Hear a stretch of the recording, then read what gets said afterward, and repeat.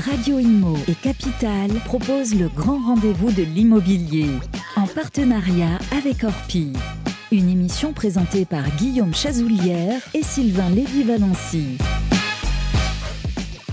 Et bien voilà, bonjour à toutes et à tous, merci d'être avec nous. Nous sommes ici pour le grand rendez-vous de l'immobilier, 45e numéro, et nous sommes en 2023. Meilleurs vœux à toutes et à tous, prenez soin de vous, faites très attention. Cette année sera particulière, je gage qu'elle sera aussi singulière. On va tâcher tous les mois, comme d'habitude, ça fait déjà plus de 4 ans maintenant, qu'on vous donnera de l'information immobilière pour vos projets, que vous soyez investisseur particulier ou simplement fou de la pierre. Voilà, on est ravis d'être avec vous, avec les équipes de Capital et de Radio Imo. Et comme d'habitude, on va démarrer avec notre ami Guillaume Chazoulière, le rédacteur en chef de Capital.fr. Comment ça va, Guillaume? Bonne année. Bonne année, Guillaume. Comment ça s'est passé? La fin d'année? Ouais. Très bien pour moi. Plutôt bien? Puis début d'année tonitruant, mais c'est une bonne chose, on va pas se plaindre. Alors, comme on le fait, c'est un peu nos marronniers de rentrée, Guillaume, on va parler d'investissement dans l'ancien notamment. Et là, cette année, on parle d'investissement locatif, parce qu'il y a des conditions d'achat qui bougent, sur le crédit immobilier, on l'a vu. Il y a des réglementations qui bougent aussi, avec notamment les passoires thermiques, il y a une nouvelle considération à prendre en compte pour les bailleurs ou les investisseurs. Avec nous, pour en parler, pour investir dans l'ancien, et d'ailleurs c'est le nom de sa société, Investir dans l'ancien, monsieur Lior Pardo. Bonjour. Bonjour Guillaume, enchanté. Bonjour Lior Pardo, Investir dans l'ancien. Ça c'est malin, ça, de faire un truc qui s'appelle Investir dans l'ancien, une société qui s'appelle Investir dans l'ancien. Il fallait vraiment y penser. Bien évidemment, on va vous interviewer, bien sûr, Lior, vous nous expliquer quels sont les bons plans.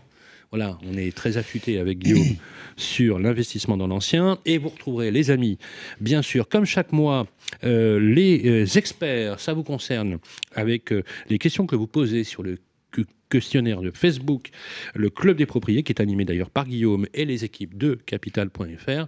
C'est le 45e numéro, 2023, une très belle année pour vous. On démarre tout de suite après ça.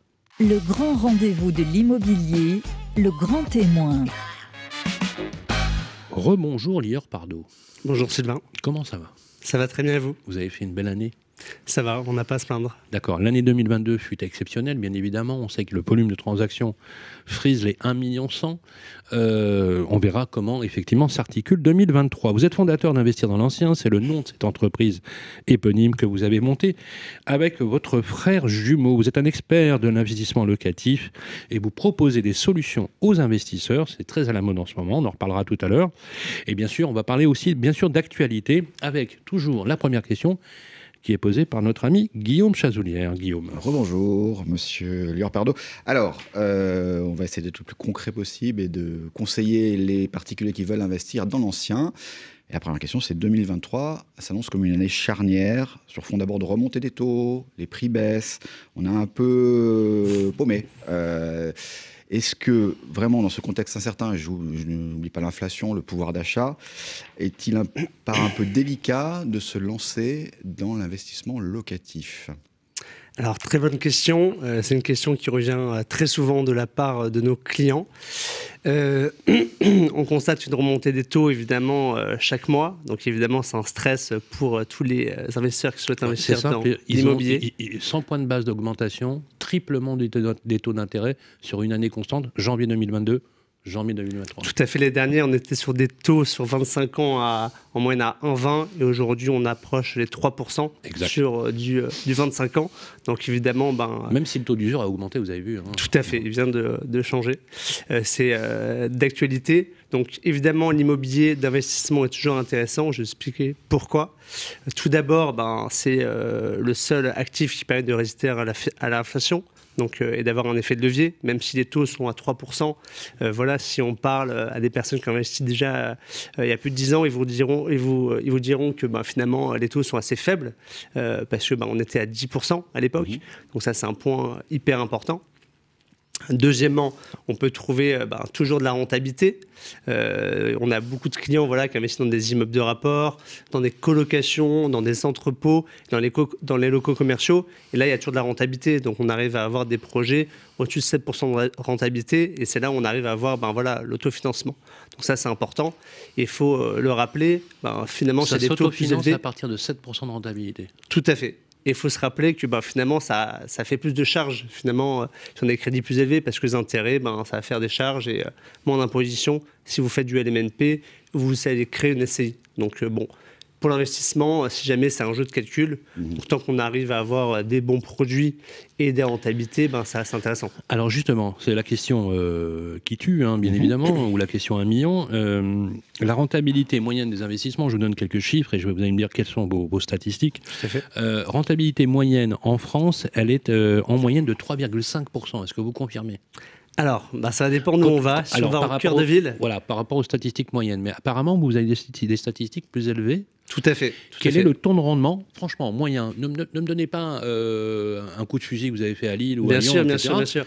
Vous avez combien de biens en gestion aujourd'hui? Alors, on fait une centaine de transactions par an. Alors, faites-moi une moyenne. Quel est le taux de rentabilité sur une centaine de transactions? Alors, je vais vous répondre par stratégie, parce que on va plus détailler, je pense que c'est plus important. Donc, on a la stratégie patrimoniale, donc vous avez du 3%. Là, on a la stat. Quand vous dites stratégie patrimoniale, qu'est-ce que c'est? Donc, c'est investir en cœur de ville. Donc, c'est-à-dire, vous avez un bien au cœur, Paris, tout simplement. Si vous allez au cœur de Lille, au cœur de Nantes, Lyon, toutes les grandes villes françaises. Donc, un bien qui se loue très rapidement et qui est assez facile. 3% en moyenne, et là, vous parlez de nu classique. Nu ou du meublé, on va vraiment prendre un emplacement premium. Ok. Sur le meublé, c'est pas un peu plus élevé? Tout va dépendre évidemment de la zone. Donc, on vous laisse développer. Voilà. On passe sur la deuxième stratégie, équilibrée. Donc, équilibrée, on va sur un projet à 5-6%. Donc on n'est pas en hypercentre, mais on va toujours dans le centre des villes, mais on n'a pas le meilleur arrondissement de la ville ou la meilleure situation géographique. Par contre, il y a une tension locative parce qu'on est dans une grande ville française, ou bien il y a de la demande par des étudiants, ou des cadres ou des employés. Donc il y a toujours de la demande. Et après, la troisième stratégie, forte rentabilité, qui est recherchée par un grand nombre d'investisseurs. Donc là, on va aller faire des colocations dans des zones pas forcément centre-ville. On va aller chercher des immeubles de rapport, où il y a plusieurs lots, donc il y aura un local commercial avec au-dessus des habitations. On peut faire aussi des bureaux, des locaux commerciaux, entrepôts. Et là, on ne va pas être dans l'hypercentre et on va chercher des projets où il y a plus de rentabilité. On parlera aussi des DPE, c'est important. On va faire des travaux aussi. Quand vous dites de rentabilité et de volatilité aussi. Exactement. Donc on n'est pas au cœur de ville, mais c'est là où on va pouvoir créer de la valeur et avoir plus de rentabilité, et donc recherché par beaucoup d'investisseurs. Et donc plus de risques. Plus de risques, mais on va le maîtriser évidemment. On va mettre des loyers de marché ou un peu plus faibles, faire du meublé pour louer à des étudiants et prendre en compte la vacance locative, donc évidemment le turnover pour évidemment la colocation. Donc ça, c'est important. Alors, on va rentrer effectivement le risque, marché par marché. Malgré tout, des précautions restent à prendre dans certaines villes où les prix, on le sait, ont beaucoup augmenté après le Covid. Et où on sait que ça commence à baisser. Alors on peut se poser la question, dans ces villes, est-ce qu'il faut commencer à investir alors que ça va baisser? Quels sont ces marchés à risque? Est-ce qu'il y en a que vous avez identifié, vous? Peut-être des grandes villes où ça va trop monter, où on va payer cher, et l'investissement qu'on va faire aujourd'hui, on risque d'avoir une baisse de cote. Alors, c'est une bonne question, Guillaume. Mais il pose que des bonnes questions. J'essaye. C'est d'actualité. Oui. Parce qu'il est journaliste, en fait. Évidemment. Marché, ça pourrait craquer ou baisser, ou attention. Il y a eu des villes à la mode, je dirais, avec le Covid. Il y a beaucoup de gens qui sont partis s'installer à Marseille, par exemple. Ouais, ou à Bordeaux. Alors, ça, c'était encore avant, mais c'est vrai que c'est encore à la mode. Et il y a certains quartiers prisés par des Parisiens et qui ont acheté hyper rapidement et qui ont fait monter la cote de certaines zones. Je pense par exemple à Marseille, 7e arrondissement, qui est très recherché par beaucoup de personnes pour au-delà de l'investissement locatif, parce que c'était de la résidence principale. Donc là, on parle vraiment d'un autre marché. Et après, le marché d'investissement locatif, donc ce qui nous concerne aujourd'hui. Et là, c'est des quartiers où il y a eu des investissements massifs grâce au taux qu'on a connu à 1%, où finalement le coût de l'argent était faible. Donc il y a beaucoup d'argent. C'est-à-dire que Marseille, on est monté trop haut et ça peut baisser? C'est ça? Ça dépend des quartiers, en fait. Il y a des quartiers où aujourd'hui... Et comme dans toutes les villes, en fait, ça dépend où vous allez. Donc c'est intéressant d'acheter finalement toujours des prix bas. Donc je conseille aux personnes qui souhaitent faire de l'investissement locatif d'acheter en dessous de 3 000 €, 4 000 € du mètre carré. C'est là où vous allez avoir de la rentabilité. Et ensuite, il y a une opportunité, on va parler en deuxième partie, c'est les passoires énergétiques, où là, vous pouvez finalement négocier, parce que si c'est mal classé, vous pouvez négocier parce que finalement, il y a des investisseurs qui n'ont pas forcément les... Marseille, il y a d'autres marchés où les quartiers, attention, Bordeaux... Bordeaux, faut être très effectivement. Vigilant sur le prix qu'on va payer. Si vous achetez en hypercentre de Bordeaux à 8 000 € du mètre, vous prenez plus de risques parce que le prix a déjà bien augmenté. Ouais. Alors si vous allez dans des quartiers un peu moins recherchés, proche de la gare par exemple, où là vous pouvez acheter moins cher. Et là, vous aurez plus de chances de faire de la rentabilité, d'avoir moins de risques en cas de baisse de l'immobilier. Question complémentaire, c'est que effectivement, vous l'avez dit là, sur les régions qui ont bénéficié du Covid, on va parler de Bordeaux, de Lyon, des grandes métropoles. Est-ce qu'il y a des marchés porteurs à terme? Est-ce que, par exemple, quand on voit les villes moyennes et l'essor des villes moyennes, même si ça se tasse un peu, qu'on voit que, par exemple, 2023, effectivement, alors ça dépend des réseaux immobiliers, mais on prévoit une baisse moyenne de 5 à 6% sur l'année courante. Oui. Et un effondrement du volume de transactions, parce que si on prend les chiffres du premier, des statistiques janvier, on estime effectivement qu'il y aura à peu près 300 000 transactions de moins cette année. Ce qui est tout à fait probable, ce qui est déjà un très bon chiffre. Parce qu'en 2017, quand on faisait 800 000 transactions, c'était déjà très bon. Question, les marchés porteurs, et qui continueront à être porteurs, voilà, on est investisseur, vous me dites où ? Est-ce que... alors j'ai bien compris, vous avez une stratégie patrimoniale, mais si je vous dis par exemple des villes moyennes comme Angers, Dreux, Rouen, Roubaix... Vous parliez de Lille aussi tout à l'heure. Lille, allez-y, on veut vous entendre. Lille, c'est une grande métropole. Alors tout va dépendre de votre stratégie d'investissement. Si vous voulez la forte rentabilité, comme beaucoup de clients, plus de 7%, Roubaix, c'est un marché très intéressant, parce que vous avez des prix au mètre carré assez faibles. Mais est-ce qu'on est sûr de louer à Roubaix, par exemple ?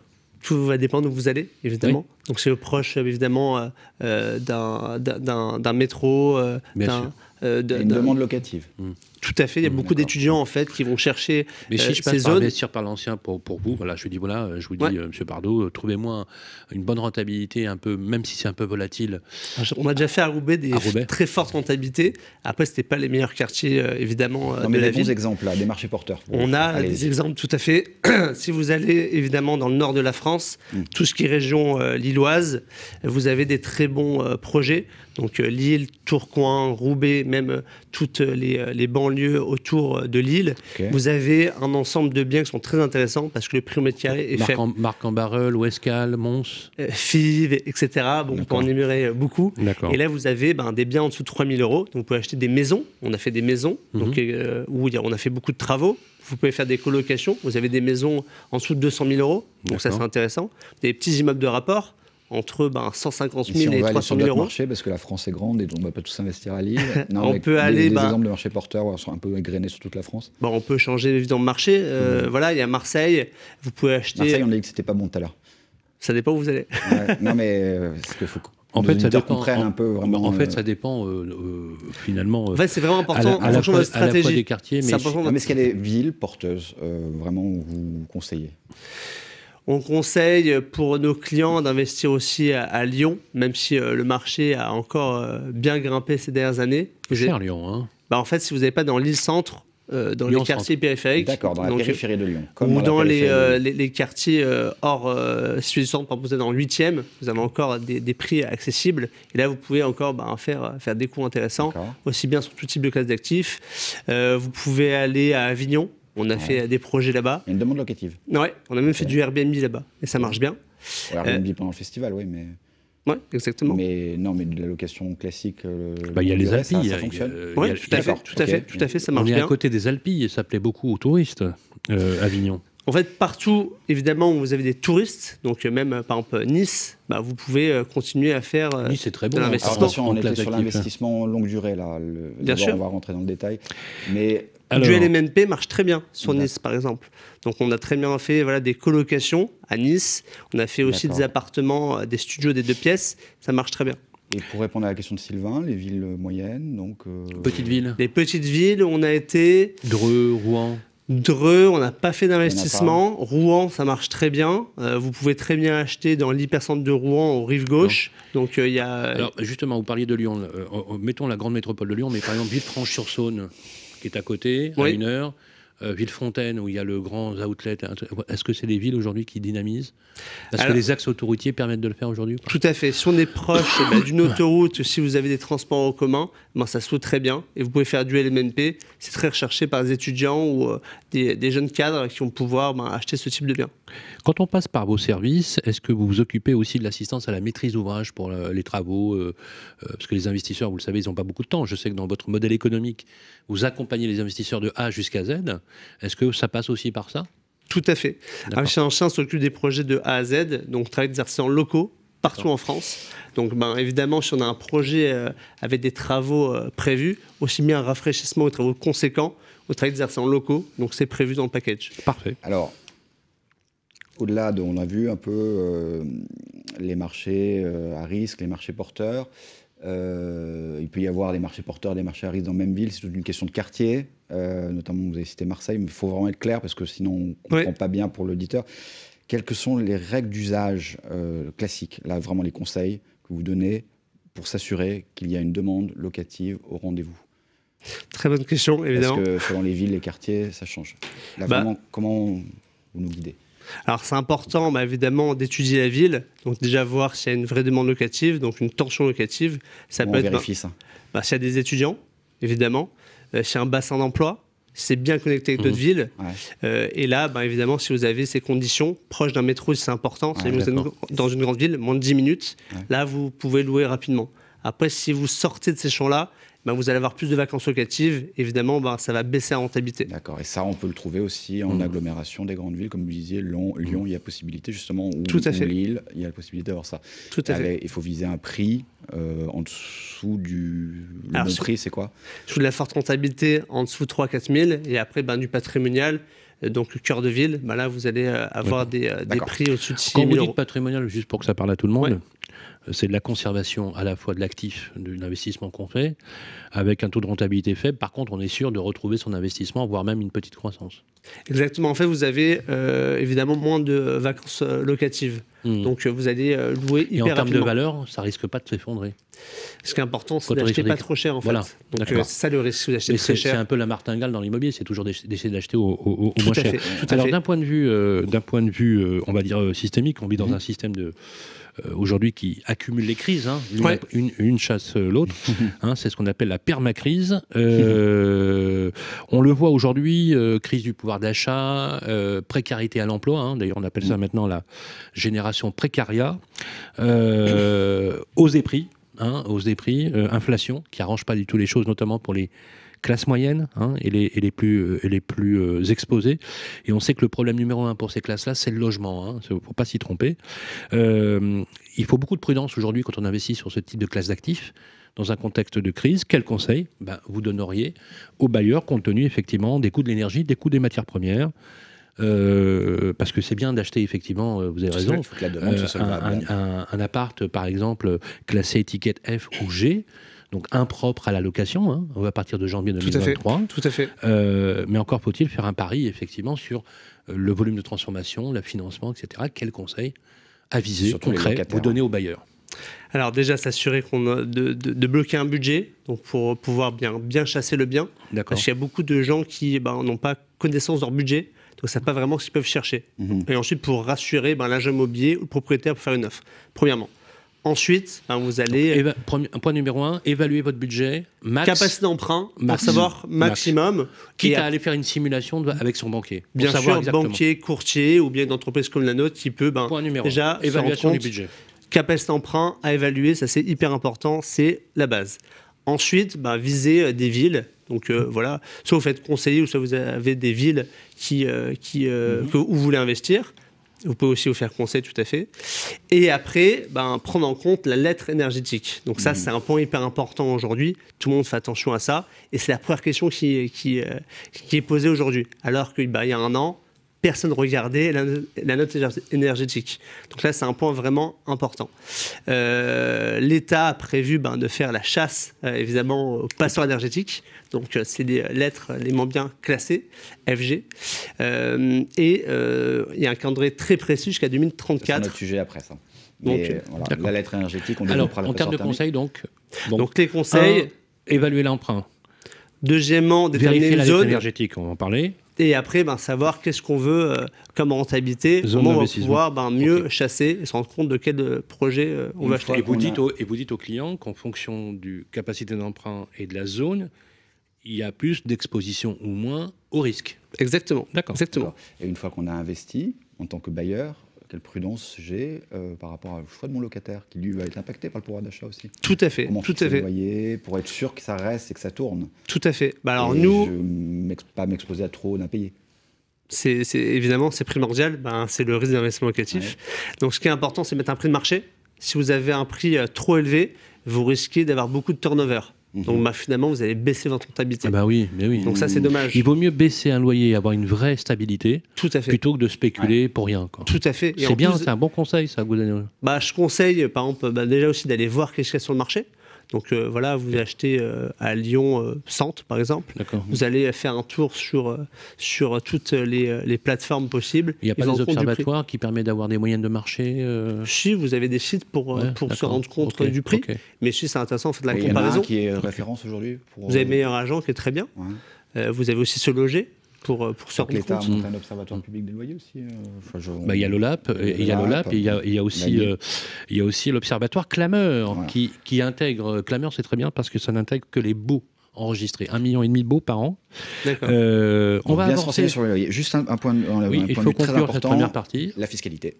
Oui, bien Mais sûr. Vraiment Très simplement, parce qu'il y a Voilà. le nu, il y a le meublé, il y a la possibilité de faire du Airbnb, on l'a dit, mais ça c'est à la marge, c'est pas vraiment notre cœur de notre sujet. Oui. Vous, en 2 mots, le Je vais, meilleur... oui, en 2 mots, c'est-à-dire en 1 minute, parce que là, il a eu le temps de conclure, mais ça, il nous fait le coup à chaque fois. Le hein. choix. D'accord, on on va va pas être rentrer très dans le vite. détail du meublé, le détail machin, mais le choix aujourd'hui. Sachant qu'il y a le Primo-investisseur. déficit foncier qui a été doublé, je crois. Alors, je pense déjà aux primo-investisseurs qui veulent démarrer. Ouais. Le Premier mieux, investisseur. premier Ok. investisseur. Donc, vous démarrez dans l'immobilier, on vous conseille de faire du LMNP. Ok. Pourquoi ? C'est un régime fiscal qui va se mettre directement dans votre avis d'imposition, pas d'une Location. société. Location meublée non professionnelle. Ok. Il ne faut pas dépasser 23 000 € ou 50% de vos revenus.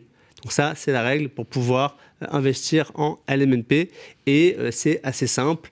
Et ça coûte, c'est pas très cher. Vous pouvez même le faire vous-même si Quel vous avez... avantage ? Pourquoi je ferais ça ? Ça permet de ne pas payer d'impposition sur votre bien. Vous allez amortir le bien et aussi amortir l'immeuble, amortir tous les frais annexes, frais de notaire, frais d'agence et ne pas payer d'impôts pendant plusieurs années. Donc ça, c'est vraiment intéressant. Deuxième option, vous allez sur de la location nue. Vous pouvez créer une société type SCI et après, en fonction du bien, une SAS ou se faire conseiller en fonction du bien. Et pareil, ça va permettre d'amortir le bien sur plusieurs années et pas se faire imposer sur les loyers. Ça dépend du régime, hein. IS ou IR. Hein. Alors ça, on peut d'accord. encore creuser. Mais Non, mais voilà. je veux dire, créer- non, mais attendez. Qu'on comprenne bien, bon, vous créez une SCI, il y a 2 régimes fiscaux, il y a l'impôt sur le revenu et l'impôt sur les sociétés, et la permutation de l'un à l'autre n'est possible qu'une seule fois juridiquement, hein, vous le savez. Tout à fait. Et donc, c'est bon. On m'a demandé en 1 minute, Voilà, donc j'ai fait bravo, rapide. vous avez été très bon. Et il y a le Je déficit, récapitule. ouais, Non, bon. non, je récapitule. Donc, la capacité d'emprunt, la zone et les types de loyers. Et enfin, le véhicule qui permet d'investir. C'est une bonne solution. Merci, Lior Pardo, vous restez avec nous. On va parler maintenant, effectivement, aussi des nouvelles règles pour l'investissement locatif, notamment les passoires thermiques. On va vous en parler dans la Tout à deuxième fait. partie de l'émission. Et pour l'heure, c'est nos conseils et nos experts, comme chaque mois. Ça vous concerne. On se retrouve tout de suite. Le grand rendez-vous de l'immobilier revient dans un instant. Vous et moi, on se connaît bien. On se voit tous les jours. Vous pouvez trouver que j'ai du charme, que je suis un peu démodé, ou trop isolé. Je suis capable de faire rêver, comme d'empêcher de dormir. Mais même quand je ne suis pas là, on parle de moi. Et s'il arrive que l'on me quitte, c'est toujours bon de me retrouver. De m'avoir, tout simplement. Je suis l'ancien, l'actuel, le prochain. Je suis le bien, celui que vous voulez acheter, vendre, louer ou faire gérer. Orpi, des femmes et des hommes pour votre bien. Le grand rendez-vous de l'immobilier, ça vous concerne. Eh bien voilà les amis, comme chaque mois, ça vous concerne, c'est la première partie avec notre expert, c'est notre avocate préférée. Elle est déjà sur le plateau, on lui souhaite une très bonne année, c'est Ganaëlle Souzens. Bonjour Ganaëlle. Merci, bonjour. Bonne année. Bonne année à vous aussi. J'espère que ça a bien démarré pour vous, et d'ailleurs ça va démarrer avec le fusil des questions techniques qu'on nous pose sur le Club des Proprios par l'ami Vincent. Bonne année Vincent. Et bonne année à vous. Voilà, bonne année. Comment ça s'est passé? Très bien. Très en forme l'ami Vincent. Oui, il faut. Et notre première experte est donc avocate spécialisée en droit IMO, avec une question pour commencer de Eric de Paris qui nous écrit: sa copropriété n'a pas eu le temps d'organiser son AG annuel l'année passée. Le syndic a prévu de l'organiser en ce début d'année. Est-ce que c'est légal? On décale donc. Normalement, non. Il doit y avoir une AG chaque année qui valide les comptes de l'exercice précédent. Et elle doit être normalement convoquée dans les 6 mois qui suivent la fin de l'exercice. Concrètement, l'exercice se clôture au 31 décembre. On convoque l'AG dans les 6 mois. Maintenant, si on ne le fait pas, il ne va pas se passer grand-chose. Il n'y a pas de sanction, le syndicat de copropriétaires ne va pas être dissous, l'immeuble ne va pas s'effondrer, il n'y aura pas de conséquences. La seule chose sur laquelle il faut être vigilant, c'est est-ce que le syndic est toujours le syndic ? Parce que si le syndic a été désigné pour toute l'année 2022, par exemple, en janvier 2023, il n'est plus syndic. Oui. Et donc, il n'a plus qualité pour convoquer l'AG. Donc, c'est le seul point sur lequel il faut être vigilant. Donc il faut vérifier ça, mais sinon À ça éviter, devrait bien se quoi, passer. quand même. À éviter quand même. Voilà pour Eric. Maintenant une autre question. Céline. Attention, Céline met en location un appartement dont elle est propriétaire. Elle a appris récemment par des artisans qui sont intervenus dans son appartement qu'il était devenu insalubre. Les raisons sont multiples, manque d'entretien, suroccupation de l'appartement. Les locataires sont 6 personnes dans 66 mètres carrés. À cela s'ajoute un chat et un furet, c'est très précis les informations de Céline. Le ménage n'est jamais fait, les linges sales traînent par terre, l'appartement est envahi par des mouches, bref. En plus, ce sont des gros fumeurs et les peintures ont jauni. C'est compliqué, on imagine l'état émotionnel de Céline. Qu'est-ce qu'elle peut faire? Elle nous précise que ces locataires, ils paient leur loyer normalement. Tu sais que c'est un sujet hyper récurrent. Oui. On n'a pas Sans tous... qu'il y a du vécu, là. Il y a du vécu, ouais. Et il paye le loyer, ouais. Ouais, on n'a payent pas le tous loyer. les mêmes critères d'hygiène, de confort, de qualité de vie. horrible, hein. Ouais, c'est vrai. Alors, déjà, les locataires, ils sont chez eux. C'est leur domicile. Donc, le propriétaire n'a pas un accès, aucun accès ne lui est dû au domicile, et les gens vivent comme ils veulent. Si c'est leur mode de vie, c'est leur mode de vie. Le problème se résoudra au moment de l'état des lieux de sortie. À ce moment-là, la propriétaire bailleur et les locataires feront un état des lieux de sortie. Ils compareront l'état des lieux d'entrée et de sortie. Et les désordres, les réparations qui seront liées au mauvais entretien de l'immeuble, elles seront à la charge des locataires. Mais c'est très compliqué en cours de bail, et spécialement si le loyer est payé, d'intervenir. Et alors le locataire a l'obligation d'entretenir correctement le bien, de l'occuper paisiblement. Donc si ce mauvais entretien, ces conditions d'occupation un peu originales, on va dire, créent des nuisances, par exemple, au voisinage. Alors, on parle des mouches. Ça peut être le cas, je pense à des cafards. S'il y a de la nourriture qui traîne, ça peut attirer les cafards. Donc, ça peut avoir des conséquences sur le voisinage. Oui, on peut imaginer des choses terribles. Ouais, allons jusqu'au bout. Ouais. Des causes et des nuisances Voilà, là, à tierces. on pourrait essayer d'obtenir la résiliation du bail sur ce terrain-là. C'est-à-dire de dire que les conditions ne sont pas respectées et que ça a des conséquences. Mais comment on fait pour ça? Je veux dire, il faut faire venir un expert.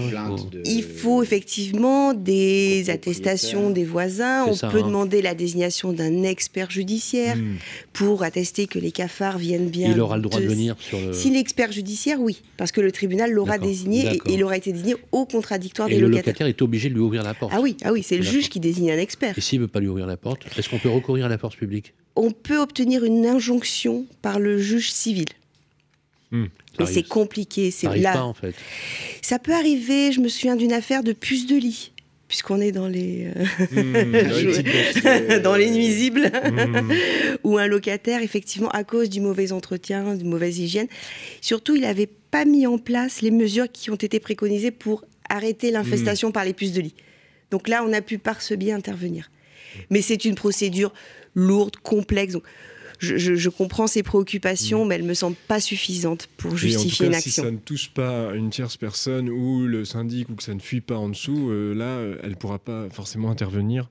Notre chère Céline, voilà. Bon, ça se fera à l'état de lieu, d'où l'importance de bien faire l'état des lieux d'entrée et l'état hyper des lieux de important. sortie. Parce que vous avez raison, en fait, chacun fait ce qu'il veut, mais ils sont tenus de restituer légalement le bien dans l'état dans lequel ils l'ont trouvé. Oui. Donc c'est pas parce qu'ils fument et que c'est pourri à l'intérieur qu'ils le rendront pas bien, propre à la sortie. Vous avez raison. Complètement, ils peuvent remettre un coup de peinture C'est vrai. ou bien le nettoyer avant de partir, au moins enlever leur linge sale et leurs animaux. Le furet partira.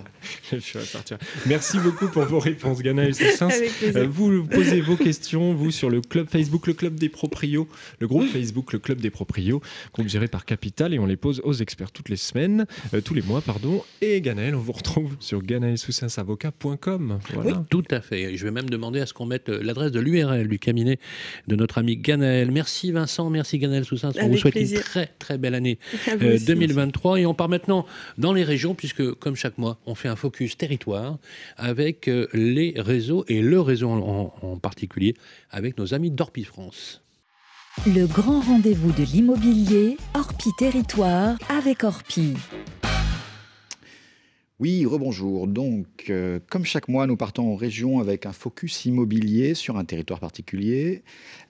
Pour ce mois de janvier 2023, nous partons à La Rochelle avec Michael Gauduchon, président du GE Orpi, La Rochelle et Île-de-Ré. Bonjour. Bonjour, bienvenue à La Rochelle. Merci de nous accueillir. Vous êtes implanté sur le vieux port de La Rochelle depuis plus de 50 ans, donc une bonne antériorité, une bonne vision du marché. Alors, justement, comment a évolué le marché de La Rochelle sur 2022 et sur 2023? Qu'est-ce qu'on entrevoit? On sait que les prix ont énormément gonflé. Où en est-on? Où en sommes-nous? Eh bien, effectivement, comme vous l'avez si justement dit, le marché a explosé ces 3 dernières années, comme beaucoup de villes côtières, voilà, avec un afflux post-Covid significatif. La Rochelle est une ville qui particulièrement a attiré beaucoup de monde parce que c'est une ville qui est géographiquement très bien située. On est en bord de mer, bien entendu. On a un bassin d'emploi, un bassin universitaire aussi. Donc, ce n'est pas qu'une station balnéaire. C'est aussi une ville qui vit l'année, toute l'année, grâce à ses étudiants aussi. Donc, c'est vrai que par rapport à d'autres villes de bord de mer, en tout cas de l'arc atlantique, La Rochelle bénéficie quand même d'une position de situation très intéressante, la plaçant aussi en TGV eh bien, assez proche des grandes villes, que ce soit de Bordeaux, que ce soit de Paris et autres. Et alors, donc, justement, on atterrit sur un prix moyen de combien aujourd'hui à La Rochelle? Allez, on va dire qu'on est autour de 5 000 €, même si voilà, on peut avoir des exceptions. C'est une moyenne. 5 000 € en moyenne, donc on commence à atteindre des prix assez élevés pour une ville comme La Rochelle. Une tendance qui évolue comment? On est toujours en train de grimper? Alors, on n'est plus en train de grimper. En tout cas, ça, c'est plutôt rassurant pour nos amis investisseurs ou acquéreurs. On est sur un marché qui est plutôt en voie de stabilisation.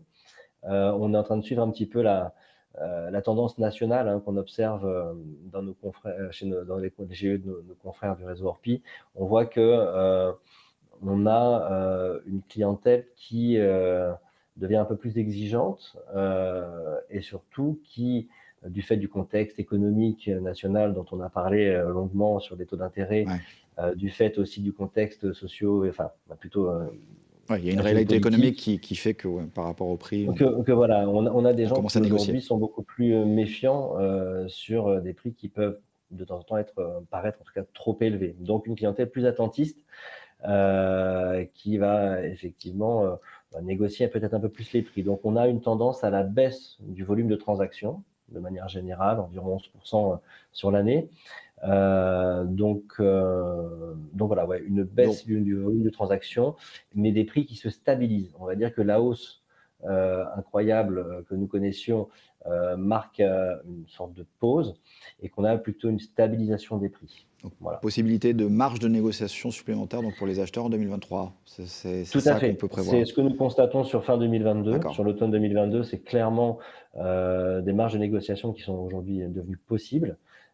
Et surtout des propriétaires qui, certes, sont toujours opportunistes et ont raison de l'être, mais aussi au fait de la réalité économique la du réalité, pays, donc et qui sont plus ouverts, en tout cas, à entendre certaines propositions de prix quand celles-ci restent raisonnables.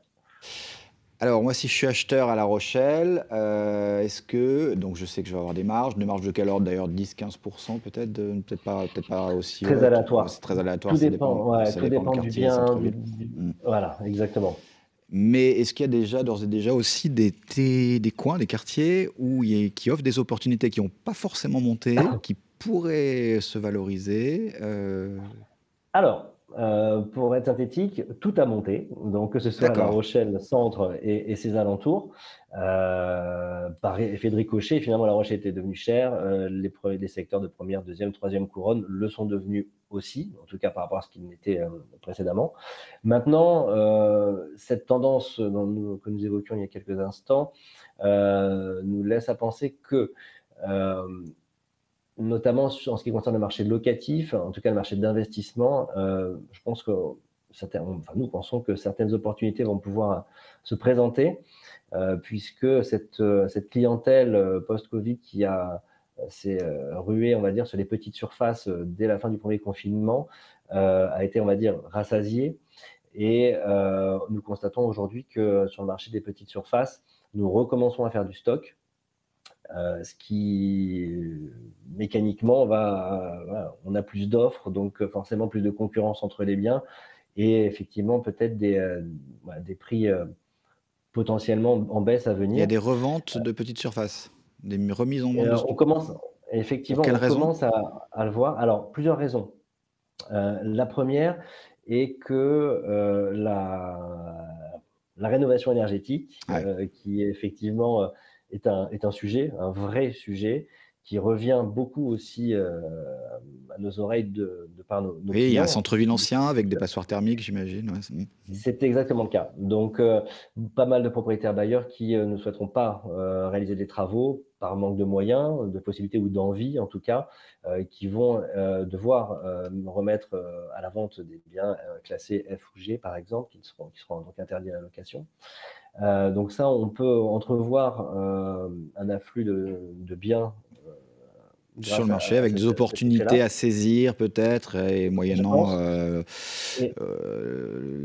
financement via des aides, ma prime rénov', il y a des opportunités pour les investisseurs qui seraient intéressés de rénover des passoires. Il y aurait des opportunités, et en plus qui seraient couplées avec une mesure alors qui est très locale, dont on a déjà entendu parler sur Biarritz notamment, mais on a une municipalité qui a pris en main le dossier justement de la disponibilité des logements pour les étudiants, des logements du locatif étudiants, et qui fait la guerre au Airbnb, qui est aujourd'hui très important sur une ville comme La Rochelle.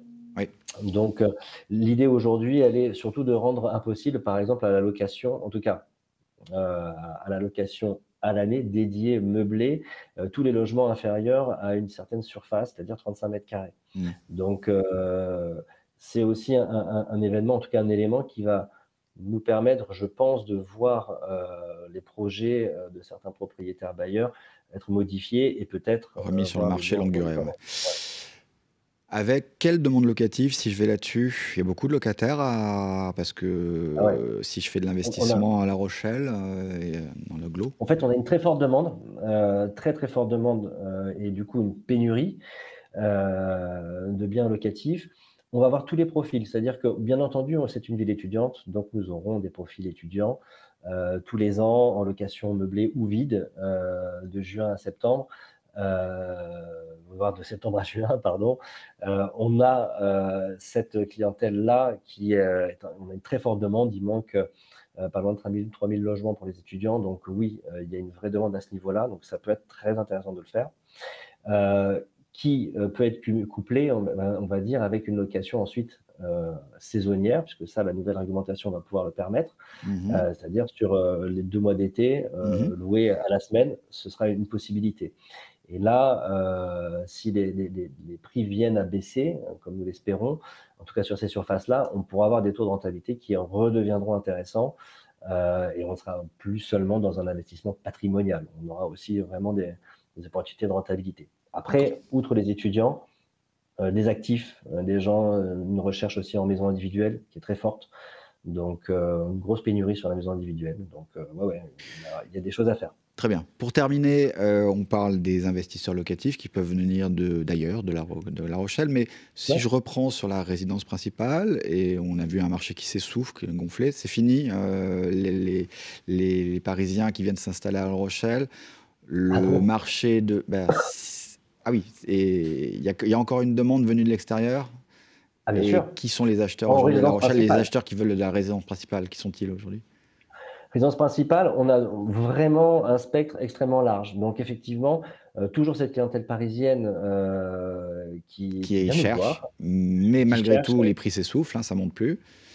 Ça ne monte plus, parce que cette clientèle parisienne aussi s'est rendu compte que les prix commençaient, pour certains biens, à ressembler un petit peu à ce qu'on voyait en région parisienne. Donc voilà, des acquéreurs aussi qui font attention. Donc, des gens qui viennent des grandes villes, on a beaucoup de gens locaux aussi, puisque La Rochelle est une ville dans laquelle on est bien, donc on veut y rester. On a vraiment tous les profils, des profils aussi de futurs retraités, jeunes retraités, qui veulent passer de belles années sous le soleil charentais et les pieds dans l'eau. Donc, vraiment une clientèle extrêmement, extrêmement large. C'est ce qui fait justement la richesse de ce marché et le dynamisme en fait de notre marché immobilier, c'est que c'est une ville qui va attirer en fait énormément de profils. Le spectre, comme je vous disais, est extrêmement large. Donc, c'est un marché qui se porte très bien encore. Merci beaucoup. Écoutez, on vous laisse à La Rochelle. Il fait beau là? Comment dire, il fait beau plusieurs fois par jour en ce moment. Bonne journée. Merci à vous aussi. Au revoir. Le grand rendez-vous de l'immobilier, le grand témoin. Rebonjour les amis, 45e numéro, ça vous concerne, vous avez vu les experts qui vous donnent les conseils, on les retrouve tout à l'heure. Deuxième partie, donne notre grand témoin du jour qui nous donne les bons conseils pour investir dans l'ancien. Investir dans l'ancien, c'est aussi une marque. Voilà, Lior Pardo, bonjour, merci d'être resté avec nous. On va parler au niveau de l'actualité, la dent creuse de notre époque, Guillaume, c'est les passoires thermiques, et on est en janvier, donc ça veut dire que c'est interdit maintenant de louer impropre à la location les appartements étiquettes F et G. Et justement, c'est ce que va nous réexpliquer monsieur Lior Pardo. Oui, effectivement, beaucoup de bailleurs propriétaires de passoires thermiques vont être contraints de rénover leur logement à compter de cette année pour pouvoir continuer à louer. Quelles sont les règles et le calendrier? Alors, il y a un calendrier qui a été mis par l'État jusqu'à 2034 pour réduire les passoires énergétiques. Donc, l'objectif est d'arriver en note D d'ici là. Donc, si vous avez un bien qui est classé en dessous, il va falloir faire des travaux. L'objectif, évidemment, c'est d'avoir des biens qui polluent moins. Donc d'avoir des biens qui consomment beaucoup moins. Donc soit vous devez faire des gros travaux, si vous avez un bien qui est mal classé. Si c'est un bien qui est classé E, ça se trouve vous devez juste changer des fenêtres. On peut prendre un cas concret sur des projets qu'on a pu faire et l'intérêt de le faire. Donc premièrement, l'intérêt d'acheter des biens qui sont mal classés, c'est de pouvoir négocier le prix d'acquisition. Donc pouvoir négocier si jamais le bien est mal classé. Et vous allez devoir prévoir une enveloppe travaux. Donc, ce qui est important, c'est de savoir combien finalement vous avez dépensé pour cette acquisition et voir si ça reste rentable. Sur la négo, est-ce qu'on a des indicateurs de pourcentage de négo réalistes? Oui, bien sûr. Alors, en moyenne, vous avez entre 10 et 15% de négociation sur des biens qui sont des passoires énergétiques. C'est quoi, classé D donc? Passoire énergétique, c'est FG. FG. Donc aujourd'hui, ce qui est interdit de louer, c'est quoi à partir du 1er janvier? Là, actuellement, les G, vous ne pouvez plus louer ou relouer. Donc tout ce qui est G. Exactement. En fait, toutes les étiquettes G qui sont en cours de location ne peuvent plus être réindexées, réaugmentées. C'est ça.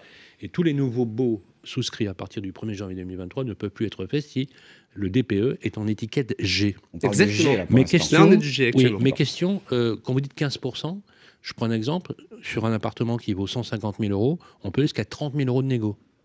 Alors après, ça dépend d'où on est, évidemment. Mais d'après l'expérience que vous avez? En fait, il y a beaucoup de gens aujourd'hui, c'est la première question qu'ils nous posent, il est classé quelle note? Donc il y a beaucoup d'acheteurs qui vont mettre de côté. Donc comme il y a beaucoup de gens qui mettent de côté, vous pouvez arriver et dire moi ça m'intéresse, par contre c'est une décote. Et là vous pouvez négocier. Donc G, ça fait peur à beaucoup de personnes. Mais en réalité, c'est une opportunité. Mais oui, bien sûr. Parce que si vous financez Mais finalement... les 15% de négo, c'est le financement des travaux. Exactement. Exactement. C'est Alors, bon commercialement, ça. Hein. Alors, oui, on va rentrer dans le détail. Donc, j'achète avec une grosse décote. Je dispose d'un certain nombre d'aides après pour faire mes travaux, ma prime rénov. Tout à fait. Alors voilà, il y a un arsenal d'aides. Il faut le rappeler. Il y a des aides locales, les ALEC. Il y a ma prime rénov, ça on connaît bien. Et il y a aussi une stratégie de crédit amortissable avec des banques. Il y a Sofinco qui fait un truc sur les prêts éco-rénovation, le groupe BPCE, Caisse d'épargne. Quelle est votre stratégie de financement pour vos clients ? Alors effectivement, il y a ma prime rénov qui est utilisée par beaucoup de personnes. Nous, de notre côté, notre stratégie, c'est d'utiliser évidemment le financement bancaire pour pouvoir faire financer cette enveloppe de travaux qui peut être très conséquente. Donc s'il y a un bien qui est mal classé, on va prévoir 1 000 € de travaux par mètre carré. Donc évidemment, il va falloir se faire financer. 1 000 € par mètre carré, oui, c'est vraiment une grosse rénovation. Donnez-nous un exemple d'une opération que vous avez faite. Je peux vous donner une opération comme ça, tout à fait. Donc en Ile-de-France, on a acheté un bien pour un client qui voulait faire, évidemment, un investissement locatif. Combien ? Donc c'est un bien, un 2 pièces qui était très mal classé. Et on a refait entièrement le bien. Donc à 1 000 € du mètre carré. Et vous avez payé combien ? Donc c'était un 35 mètres carrés, donc 35 000 € de travaux. Et c'était proche de... Enfin, c'était à Aubervilliers, donc vraiment juste à côté de Paris, à 2 minutes à pied. Et ce qui est intéressant, c'est qu'on a acheté 3 000 € du mètre, le bien. Ah ouais. 3 000 € du mètre, Ouais. alors que d'habitude, sur le marché, c'est... On peut l'acheter à 5 000, 5 500. Ok, vous vous engagez après pour 1 000 € avec une grosse décote, donc on a compris, vous vous engagez pour 1 000 € le mètre carré de travaux. Tout à fait. À Aubervilliers ? Ouais, à Aubervilliers. Avec 4 chemins. Financé comment ? Alors, financé directement par la banque, donc ça c'est intéressant, 100% de l'enveloppe travaux est financé par la banque, le client a mis 10% d'apport et le reste financé par la banque. Donc finalement, vous avez une grosse décote, vous remettez le bien au goût du jour. Qu'est-ce qu'on a fait dans le bien ? On a refait les sols, ça c'est hyper important. On a refait le plafond, on a fait aussi tout ce qui était ouverture. Évidemment, vous allez gagner directement des lettres, directement, parce que vous avez des vieilles ouvertures où il y a l'air qui passe, c'est mal isolé. On a repris l'électricité, bon ça c'est normal, la plomberie. Et il y a des biens où ça peut être intéressant. C'est pas évident, mais on peut mettre la clim réversible par exemple. Si vous êtes dans le sud, ça c'est hyper intéressant. Et vous allez gagner aussi des notes. Vous avez fait pour quelques 35 000 € de travaux financés, c'est ça ? Oui, tout à fait. D'accord. Et la rentabilité sur ce bien, donc, il est combien ? On était de rentabilité dans les 7%. Brut. Oui, tout à fait. Très bien. Comment vous calculez la rentabilité du coup ? Donc j'ai acheté avec une décote, que je comprenne bien pour le... Moi, si je vais faire pareil, quoi. Tout à fait. Parce que j'ai acheté avec une décote. Voilà. Donc vous achetez avec une... 35 000, j'aurais pu les financer. Ma prime rénov aurait pu me permettre ou les développer des aides, de financer ces 35 000 € de travaux. Tout à fait. Tout à fait. D'accord. Et je me retrouve avec un bien qui est plus G, mais qui est quoi, donc à la fin ? Alors à la fin, vous allez pouvoir avoir un bien qui est classé à minima D. Donc vous allez pouvoir, évidemment... Ça a été le cas là ? Là, c'était le cas pour ce bien. D'accord. Donc évidemment, donc, vous avez gagné 2 lettres énergétiques, quasiment. D'accord. On a gagné 3 lettres sur celui-là. 3 lettres. FG, oui, absolument. Ce qui est important, évidemment, c'est de faire un plan d'action. Parce que vous allez acheter un bien qui est mal coté. Même parfois, les banques peuvent refuser un dossier si le bien est déjà loué. Très juste. Donc ils vont dire, non, on ne peut pas vous financer. Parce que finalement, vous allez avoir des problèmes après pour louer. Et il y a une enveloppe travaux qui est prévue. Donc ce n'est pas prévu dans votre business model. Donc c'est important de prévoir un plan d'action sur tous ces projets. Parce que finalement, vous sortez du champ après de la location et vous ne pouvez plus louer le bien. Donc voilà, c'est important de prévoir dans votre budget, qu'on a prévu en amont, l'enveloppe travaux. Et qui peut se faire financer par la banque. Évidemment, si vous avez fait un LMNP ou vous avez créé une société, ça peut faire un déficit. Donc, vous allez pouvoir amortir cette partie-là et payer moins d'imposition. In fine, ce bien qui a gagné 3 lettres par rapport au marché, il est moins cher que le marché ? Il est moins cher, vous l'avez acheté moins cher et vous avez un bien au goût du jour. Au goût du jour, mais même avec les travaux, il reste moins cher. Oui, il reste moins cher. D'accord. Donc finalement, c'est une bonne transaction. Et ça, on peut faire ce genre d'opération un peu partout. On peut faire ça partout en France. Partout. Alors la question fondamentale qui nous est posée par les particuliers, d'ailleurs même les agents immobiliers, c'est la question des travaux des artisans. le bon choix des travaux des artisans. Vous connaissez l'assistance à la maîtrise d'ouvrage. Souvent, les agents immobiliers font de l'assistance à la maîtrise d'ouvrage parce que les clients n'ont pas le temps d'être sur le chantier tous les jours, de s'occuper du maçon, du plombier, etc. etc. C'est une tannée. Il faut vraiment avoir passé par là pour le savoir. J'en sais quelque chose quand j'ai rénové, quand j'ai acheté ma maison. Alors, question, comment vous faites dans ces cas-là? Est-ce que investir dans l'ancien, vous avez une équipe, pour être très concret? Voilà, imaginons que vous avez un internaute qui vous appelle en disant voilà, je voudrais investir et proposez-moi des biens. Est-ce que vous pouvez garantir le suivi in fine et la réception des travaux? Alors tout à fait, nous on travaille avec des artisans locaux, un peu partout en France, donc des artisans qu'on a déjà essayé. Et c'est vous qui les managez? Tout à fait. D'accord. Donc vous faites de l'assistance à la maîtrise d'ouvrage? Tout à fait, tout à fait. On a mis un système de notes en fonction des délais respectés, évidemment. On se met d'accord sur les prix en amont. Donc dans les... C'est vous qui les négociez? Tout à fait. On a déjà négocié les prix. Vous présentez les devis à votre client? Tout à fait. D'accord. Et c'est important dès le début d'avoir un budget parce que c'est financé par la banque. Donc si vous voulez pas avoir des surprises, il faut bien prévoir ces budgets-là. Nous, on a de l'expérience et avec ces entrepreneurs, on a déjà fait plusieurs chantiers. Donc on a pu les tester et voir comment ils travaillent. Et ce qui est important, évidemment, c'est la réception des travaux. Donc de prévoir tout ce qu'ils vont faire et d'avoir un cahier des charges bien détaillé dès le début. Est-ce qu'il faut que vous viviez, vous gagnez votre vie? Comment vous gagnez votre vie dans ces cas-là? Alors vous prenez un coefficient de valeur sur l'intermédiation, je pense. Est-ce que sur l'AMO, sur la conduite de travaux, vous prenez aussi des honoraires? Alors, nous, on a des honoraires de transaction, mais sur les travaux, c'est pas cette partie-là où on va réellement gagner notre vie. Donc, c'est un service qu'on propose à nos clients. Donc, nous, ça fait partie du package complet. Donc, recherche du bien, travaux, ameublement, location, gestion. D'accord. C'est inclus dans le forfait de gestion? Tout à fait, tout à fait. Si vous me permettez une dernière question en termes de prix, pour que les gens comprennent combien ça coûte, c'est important combien ça coûte. Bien sûr. La moyenne des honoraires dans les administrateurs de biens français pour les particuliers, en moyenne, se situe entre 4,5% et 7%. D'accord. À combien vous êtes chez Investir dans l'ancien en termes de taux d'honoraires? Sur la gestion, globale. Oui, bien sûr. Alors sur la gestion, on a 3,9, donc on est assez compétitif, et c'est un service totalement digitalisé. Donc vous allez pouvoir... 3,9 avec la garantie de loyer impayé ou pas? Non. D'accord. Mais alors, par contre, ce qu'on fait, c'est qu'on essaie de mettre souvent une garantie visale, qui coûte... Très bien. C'est gratuit. Donc finalement, il y a beaucoup de gens qui sont éligibles à cette aide. Et aussi, il y a des garanties que vous pouvez faire payer sur des gens par locataire. Sur la transaction, combien vous prenez d'honoraires? On a 4%. Donc 4%, d'accord. Je reviens sur une question très générale. Je fais mes travaux tout seul, moi aussi. Très bonne question, Sylvain. Mais quel conseil? Comment je choisis mes artisans, justement? C'est vous qui les choisissez? Moi, alors, je l'ai fait tout seul, parce que si je passe pas je suis pas obligé de passer par investisseur par Vous n'êtes pas obligé, c'est à la carte. Je fais mes travaux, j'investis dans une passoire. Comment je choisis mes artisans? À mon avis, il faut se faire aider, là. Alors là, c'est très important d'avoir un artisan de confiance, parce que on connaît tous des personnes qui ont des plans compliqués, et vous pouvez avoir vraiment des complications. Donc, est-ce qu'il vaut mieux prendre un architecte? Des labels, on sait... Voilà, ça peut être un architecte. Il peut avoir évidemment un label RGE pour si jamais vous avez des travaux avec des passeurs et vous voulez avoir des aides, ça c'est important. Mais le plus important, selon moi, c'est d'être accompagné par un artisan de confiance. Donc, soit vous avez des personnes dans votre entourage qui ont eu des expériences avec ces artisans, donc des recommandations, c'est hyper important, ou bien de passer par une entreprise qui vous aide pour ce projet. Vous avez raison, c'est hyper important. On l'a vu, c'est sans appel, vous avez absolument raison. Les avis vérifiés, les amis, vous allez sur Google, etc., les avis sont vraiment vérifiés, et je confirme, c'est un tiers de confiance. Donc ça, c'est hyper important.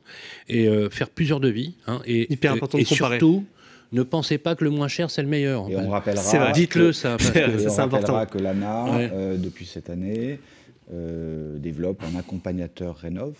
Le décret est passé, Guillaume? Ou en tout cas, il va être en cours. Et vous avez des locataires aussi. Si on lève des aides, notamment. Tout à fait. On en parlait tout à l'heure. Mon accompagnateur Rénov. Vous avez aussi des locataires donc, par l'ANA, qui s'engagent à louer votre bien sur plusieurs années et qui vont faire attention à votre bien finalement. Ils vont le rénover, donc ça c'est aussi un système intéressant. Alors, on s'est permis, parce qu'effectivement chaque mois on envoie nos caméras sur le terrain pour interroger les Français, leur demander ce qu'ils pensent, est-ce qu'ils investiraient dans l'ancien, ou de temps en temps on interpelle les experts aussi et là je vais vous proposer de regarder un reportage.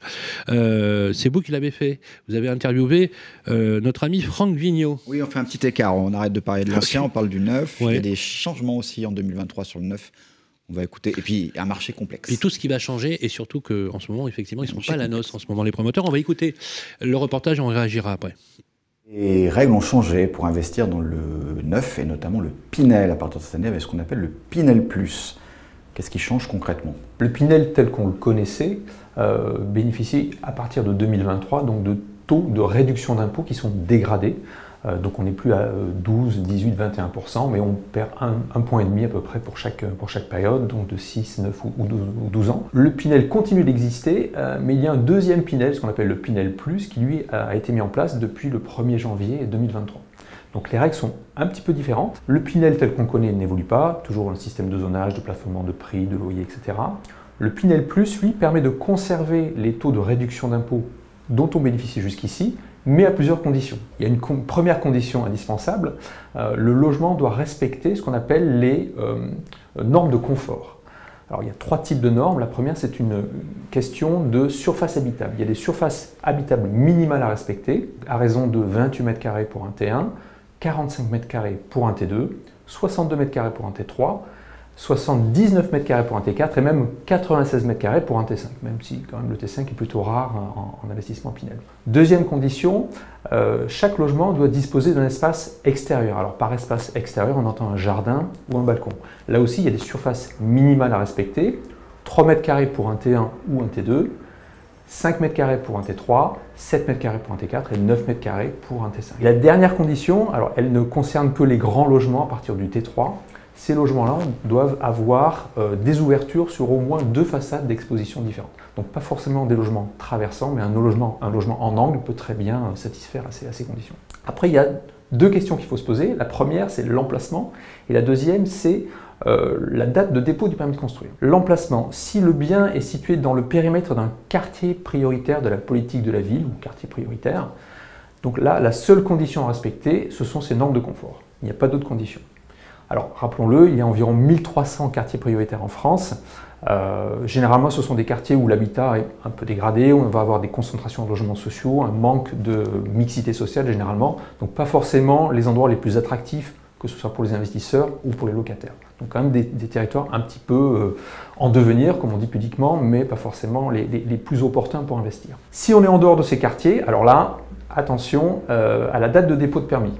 Si le permis de construire a été déposé avant le 1er janvier 2022, c'est-à-dire l'année dernière, avant l'année dernière, et si vous actez en 2023 ou 2024 pour le Pinel Plus, il faut que le logement réponde au label E+, C-, E+, donc énergie positive, C-, réduction carbone, et qu'en plus il bénéficie d'un diagnostic de performance énergétique de classe A.